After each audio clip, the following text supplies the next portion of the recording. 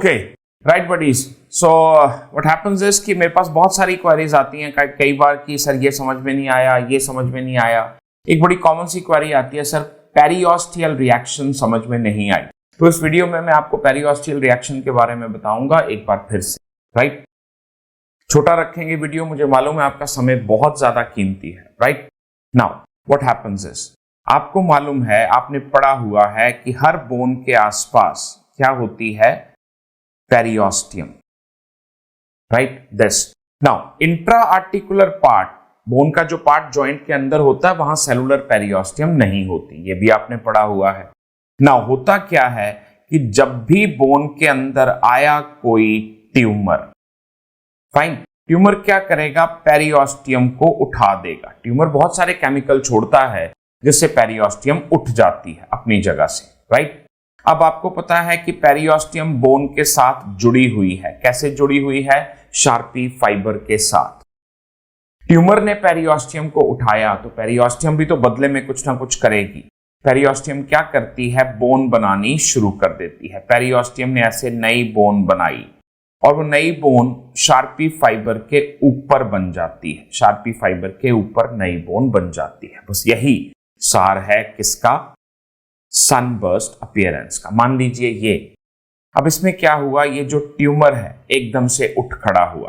Fine, इसने क्या किया, पेरियोस्टियम को एकदम से ऊपर उठा दिया। पेरियोस्टियम को एकदम से ऊपर उठा दिया। राइट, जैसे ही इसने पेरियोस्टियम को ऐसे ऊपर उठाया लाइक दिस, तो पेरियोस्टियम के जो शार्पी फाइबर्स हैं उसके ऊपर बोन बननी शुरू हो जाएगी।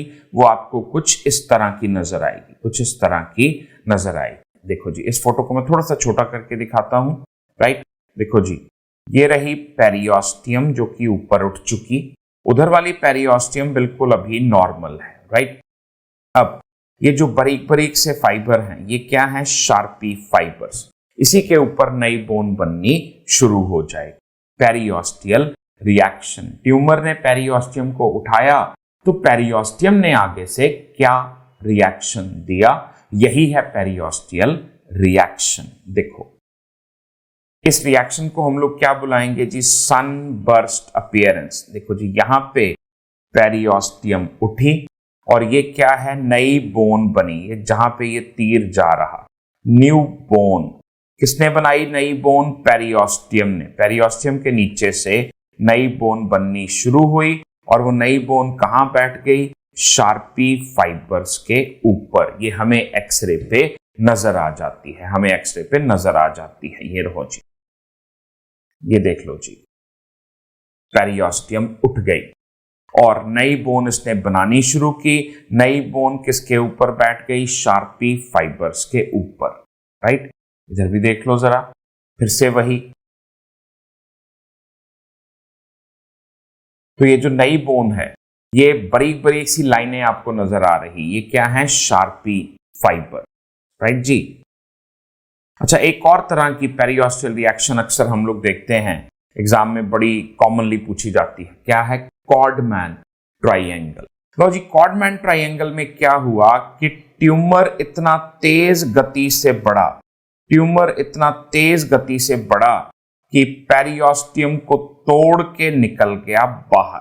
पेरियोस्टियम को तोड़ के ट्यूमर निकल गया बाहर। पेरियोस्टियम को नई बोन बनाने का समय ही नहीं दिया।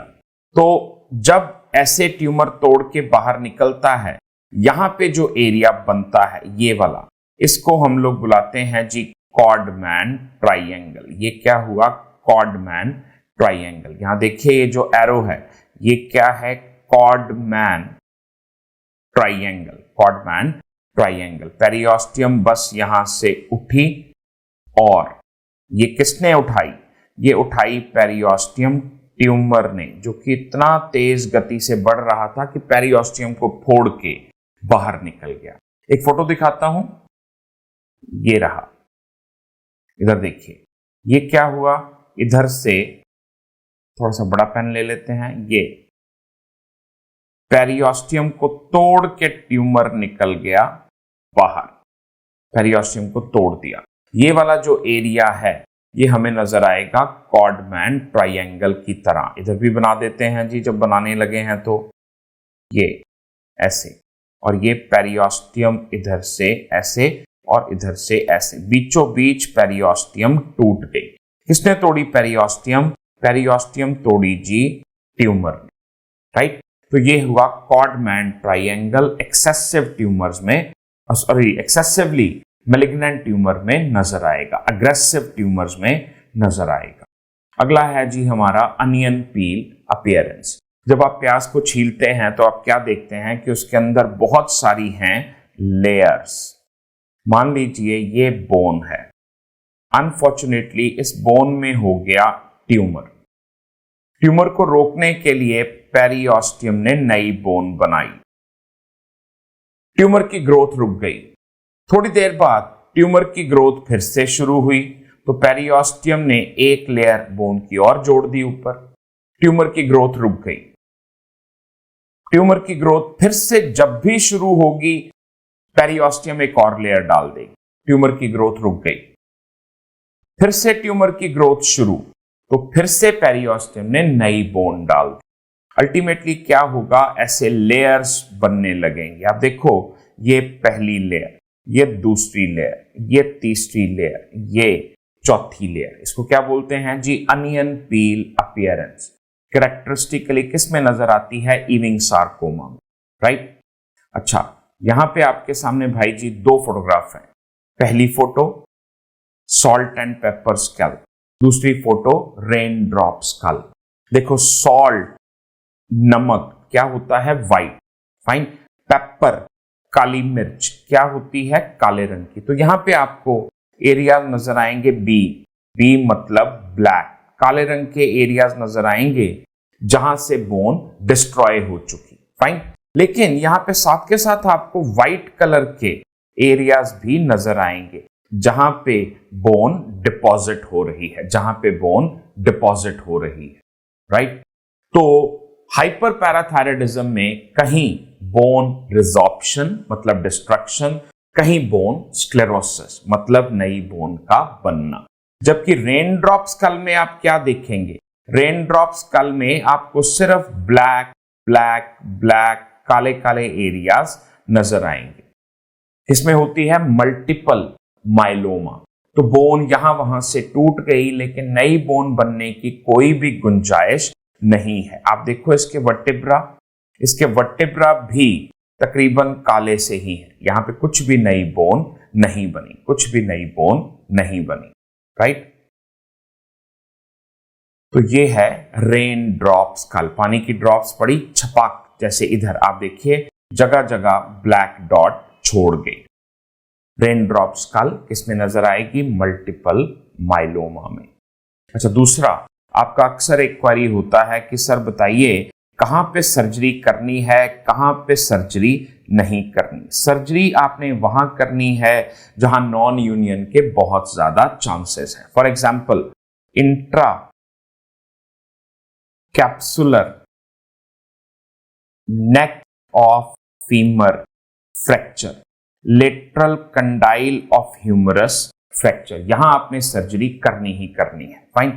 सर्जरी आपने वहां करनी है जहां पे नॉन यूनियन के चांस नहीं है, जैसे कि इंट्रा आर्टिकुलर फ्रैक्चर, फाइन। बाटन फ्रैक्चर में आप सर्जरी करना पसंद करते हैं। सर्जरी आपने वहां करनी है जहां पे आपको परफेक्ट एनाटॉमिकल रिडक्शन चाहिए, जैसे रिस्ट जॉइंट, वहां पे आप सर्जरी करेंगे ही करेंगे, फाइन। सर्जरी आपने वहां करनी है जहां बहुत हाई चांस है मैल यूनियन का, supracondylar fracture of humerus, fine. तो ये तीनों मिला के lateral condyle fracture of humerus, ये तीनों क्या कहलाते हैं? ये कहलाते हैं जी फ्रैक्चर ऑफ नेसेसिटी, मतलब जहां पे सर्जरी करना बहुत ही ज्यादा जरूरी है, राइट। तो ये इंपॉर्टेंट सी चीजें हैं, बार बार आपसे पूछी जाती, कहां पे आपका गुजारा चल सकता है सर्जरी के बिना। फॉर एग्जाम्पल, कोई सिंपल फ्रैक्चर है शैफ्ट ऑफ ह्यूमरस का, तो आपको याद होना चाहिए वहां पे हम लोग क्या लगा देते हैं, हम लोग लगा देते हैं वहां पे यू स्लैब, वहां पे हम लोग लगा देते हैं यू स्लैब, राइट।